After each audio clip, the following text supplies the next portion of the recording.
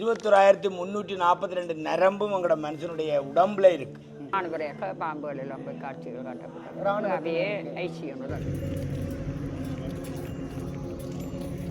நீங்கள் விரதங்கள் ஏதாவது இப்போ விரதம் பிடிக்க மாட்டேன், கோவிலுக்கு நேர்த்தியும் வைக்க மாட்டேன்.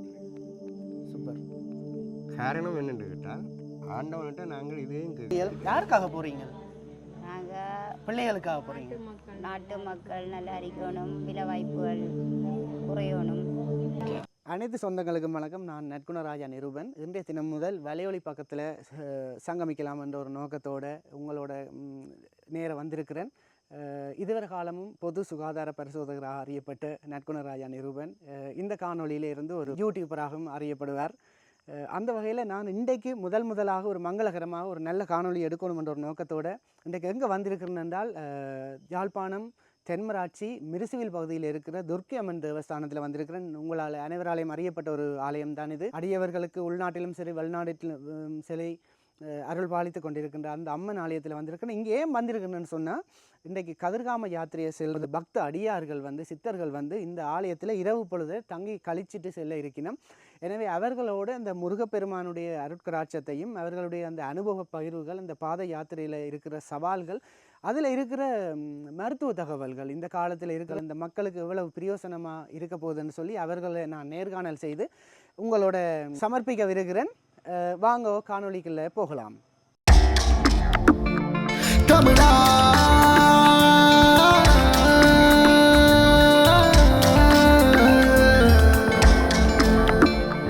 தமிழா தமிழா தமிழா தமிழா தமிழ் என்கிறன்.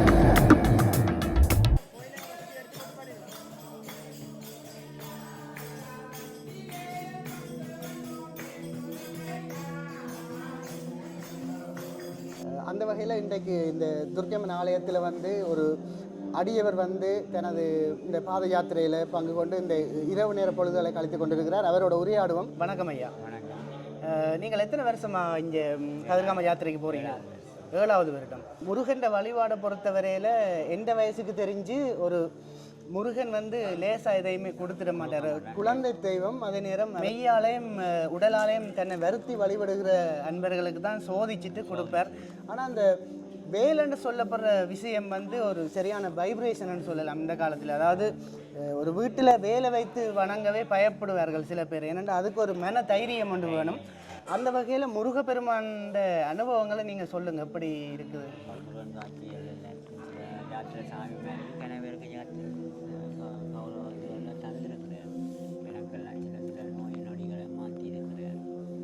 நான் நினைக்கிறேன் நேற்றைய தினம் செல்வ சன்னதியில் இந்த ஆரம்பிக்கப்பட்டு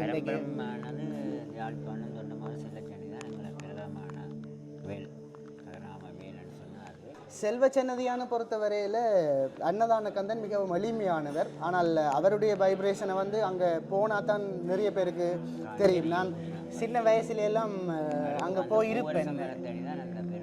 அந்த இடத்துல பஜனை எல்லாம் செய்வார்கள் தானே. இப்போ நான் சின்ன வயதில் போய் அந்த இடத்துல இருப்பேன். என்ன தெரிஞ்சாக்களுக்கு தெரியும், நான் இந்த பஜனைகள் அதுகளோட கொஞ்சம் ஈடுபாடான ஆள் என்ற ரீதியில் எனக்கு அந்த சர்வுகளை தூண்டப்படுவதற்கு நான் சில வேளை அங்கே போய் இருந்து அந்த பரவசத்தை உணர்ந்திருக்கிறேன். அதிலே முக்கியமாக இந்த இடத்த ஒரு விஷயத்தை பதிவிடணும் என்னென்னு சொன்னால், திரு மோகன் சுவாமிகள் அவர்களுக்கு அவர்களே இப்போ ஒரு முருகப்பெருமாண்ட ஒரு தன்மையை நிறைய பேரால் உணரக்கூடியதாக இருக்குது. எந்த ஒரு சொந்த அனுபவம் உண்டு என்னென்னு சொன்னால், எங்களோட அப்பாவுக்கு ஞானச்சுடர் என்ற அந்த சிறப்பு பிரதி கிடைக்கிறது. அப்போ நானும் அங்கே போயிருந்தேன். அப்போ மோகன் சுவாமிகள் ஒவ்வொரு ஆளையும் கூப்பிடுறார். நான் நினைக்கிறேன் இந்த உலகத்திலேயே பூஜை வச்சு தான் அந்த அன்னதானம் வழங்கப்படுற ஒரே ஒரு இடம் செல்வ சன்னதியான ஆச்சிரமம். அந்த வகையில் நான் அங்கே போயிருந்தேன்னா அப்போ மோகன் சுவாமிகள் ஒவ்வொரு ஆக்களாக அழைக்கிறார். நீ வாண்டு அப்படி, அதாவது நிகழ்தகவாக சும்மா கூப்பிடுறார் அந்த அருட்கராட்சத்தில். அப்போ நான் நினைக்கிறேன், முருகா நானும் முன்னிட்ட சின்னனில் வாரேனான், என்னை கூப்பிடலையேன்னு சொல்லி எல்லா டேர்னும் முடிஞ்சுது. அப்போ சரி நமக்கு இன்றைக்கி பலன் இல்லைன்னு சொல்லிட்டு இருக்கேக்க நீ என்று காட்டினார் இப்படி. அப்போ நான் முன்னுக்குள்ளால் தட்டினேன், உங்களை விரட்டாமண்டு. இல்லை நீ வா சட்டை கலட்டி போட்டுன்னு சொன்னார். என்ன பூ வைக்க விட்டவர் கடைசியாக. அப்போ எனக்கு அது சரியான ஒரு சந்தோஷமாக இருந்தது. அப்படியாக அவரில் கூட அந்த தன்மையை இப்போ நிறைய ஆக்களில் பார்க்கலாம். அவ்வாறாக மோகன் சுவாமிகளும் இப்போ ஒரு செல்வ சன்னதியானோட ஈடுபாடுள்ள ஆக்களுக்கு தான் தெரியும். அவர் ஒரு அவற்றை சேவையை பாராட்டி கௌரவ கலாநிதி பட்டம் கொடுத்திருந்தார்கள். என்னை பொறுத்த வரைக்கும் அவரில் இப்போ ஒரு சித்துத்தன்மை ஒன்று வர மாதிரி எனக்கு ஃபீல் ஆகுது. அப்போ அவர் எல்லாருக்கும் உதவி செய்வார். அவர் கூடுதலாக போன ஆச்சிரமம்ட்டே பேர் வச்ச முதல் சின்ன ஒரு கொட்டிலாம் நாங்கள் இருந்தவர். அதுக்கு பிறகு தான் இப்படி மெல்ல மெல்ல வளர்ந்து அவர் வந்தோம். ஓகே, இந்த பாத யாத்திரையும் உங்களுக்கு மகிழ்வானதாகவும் உங்களுடைய எண்ணங்கள் நிறைவேறும் ஒரு யாத்திரையாகவும் அமைய நானும் பிரார்த்திக்கிறேன். நன்றி ஐயா. வணக்கம் ஐயா. ஓம் திருச்சிற்றம்பலம். முருகன் என்றா உங்களுக்கு நீங்கள் ஒரு சொல்லில் சொன்னால் என்ன சொல்லுவீங்க? முருகன் என்றா என்ன சொல்லுவீங்க? முருகன் என்றா ஒரு அறிவுள்ளவர், ஞானம் உள்ளவர். நீங்கள் உங்களோட இந்த இது முருக பக்தராக இருக்கிற இந்த காலத்தில் அல்லது இந்த தல யாத்திரை செய்கிற காலத்தில் வந்து இந்த மனிதர்களில் ஏனைய உயிரினங்களில் வந்து நீங்கள் முருகனை உணர்ந்திருக்கிறீர்களா? ஓம் முருகப்பெருமானே போற்றி.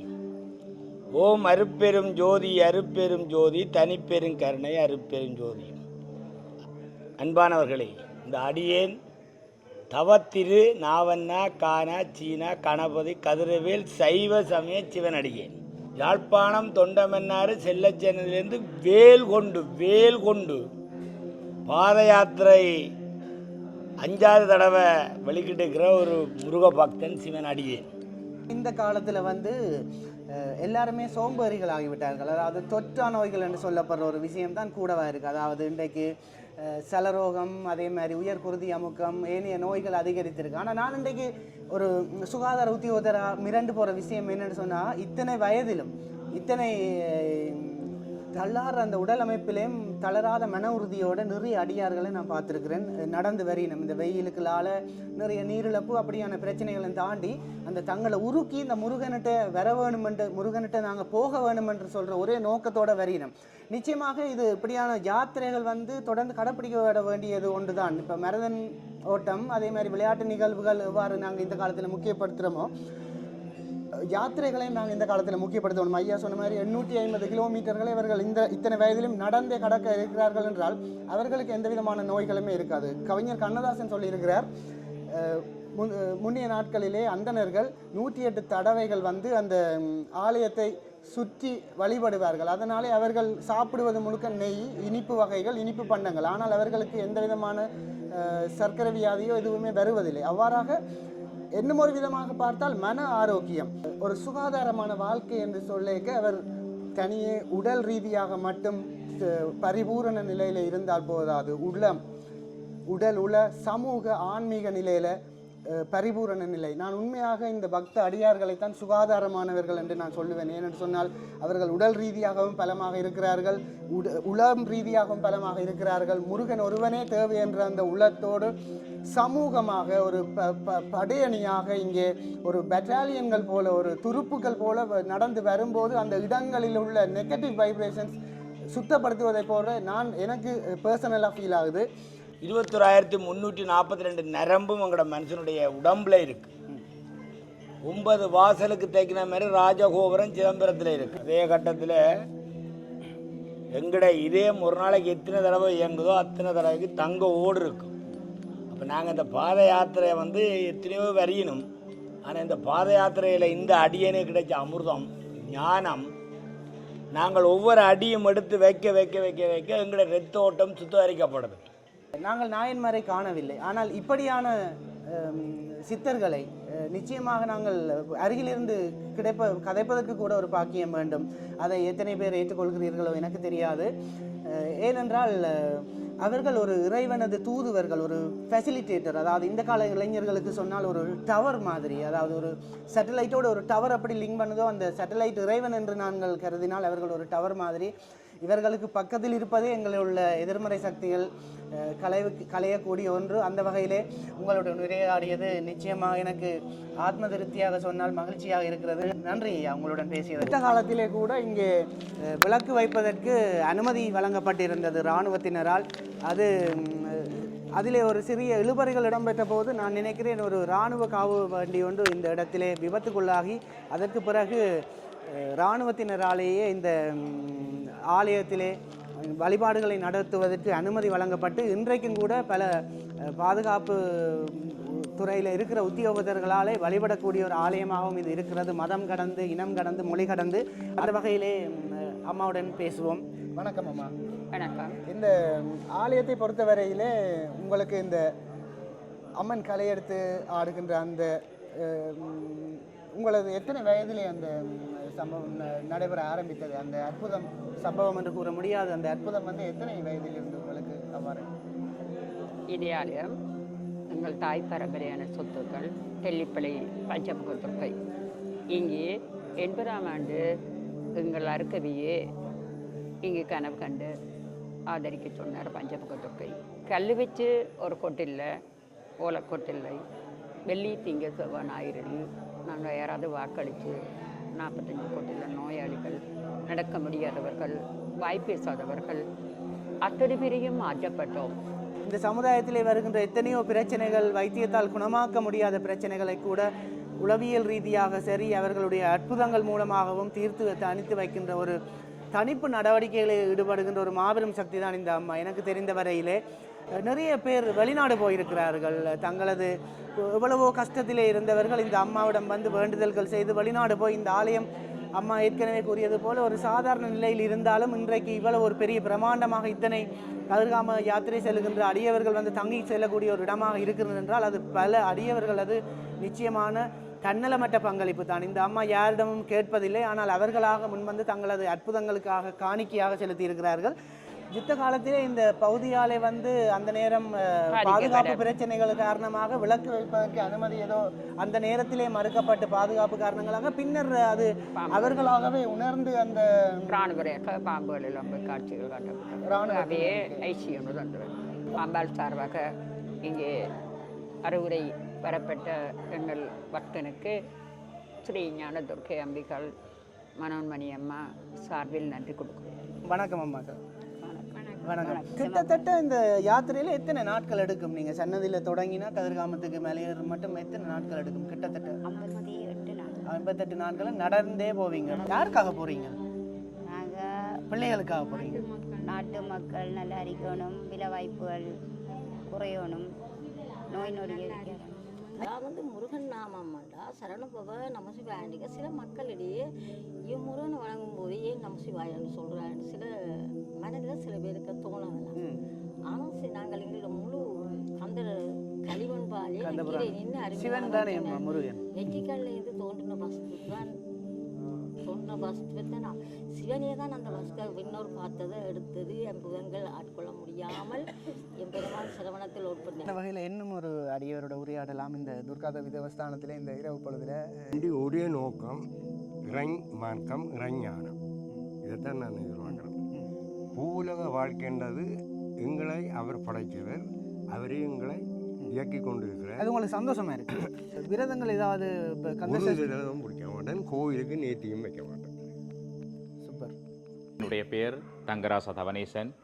வடமாகாணத்தில் இருக்கின்ற குறிப்பாக இந்து ஆலயங்களினுடைய நேர்முக வர்ணனையாளர். 20 வயது மூதாட்டி இந்த யாத்திரையிலே சென்ற ஆண்டு கலந்திருந்தார்.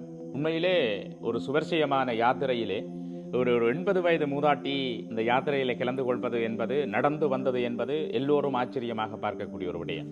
இந்த காலத்தில் வந்து 2 போதை தான் எனக்கு தெரியுது.